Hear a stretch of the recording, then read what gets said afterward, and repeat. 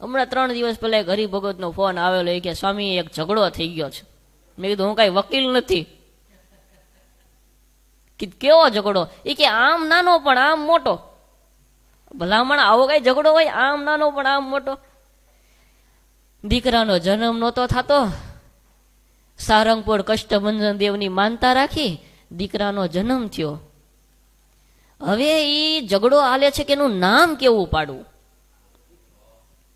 એની જે રાશિ આવી છે એમાંથી મારે થોડુંક આમ અધ્યાત્મને લગતું નામ પાડવું છે. વેદ કે વિરક્ત, વૈરાગ્ય, આવા વ ઉપરથી મારે આવા નામ પાડવા છે.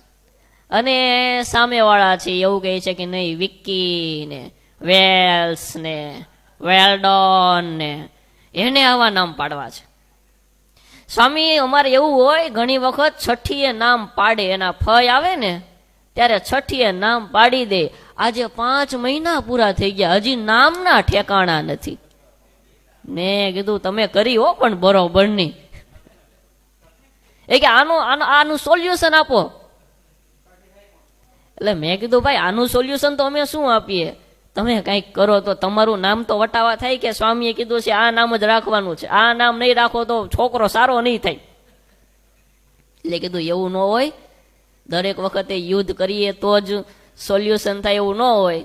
પછી 2 નામ આ બાજુના આપ્યા ને 2 નામ આ બાજુના આપ્યા. પછી કીધું કે આ 4 નામ વાંચો અને 4 નામમાં એકાદું નામ પસંદ કરજો. ઠાકોરજીની કૃપાથી થઈ ગયું છે એટલે વાંધો નથી. પણ હવે આવાય પ્રશ્ન બોલો, નામ પાડવા માટે બાંધવા જોઈએ મૂળ. ઘણાને તો એવું ટેવ પડી ગઈ હોય, 3-4 દિવસ આમ બાંધે નહીં ને તો બે ભેગા થઈને વાત કરે એ કે હમણાં 4 દિવસથી આપણે બાંધ્યા નથી. કેમ? કઈક આપણે ઊભું કરીએ, કઈક स्पेशल इवेंट योजे झगड़ो करवानी। हमारे चैनल सूरत गुरुकुल को सब्सक्राइब करना ना भूले और बेल आइकन पे क्लिक करें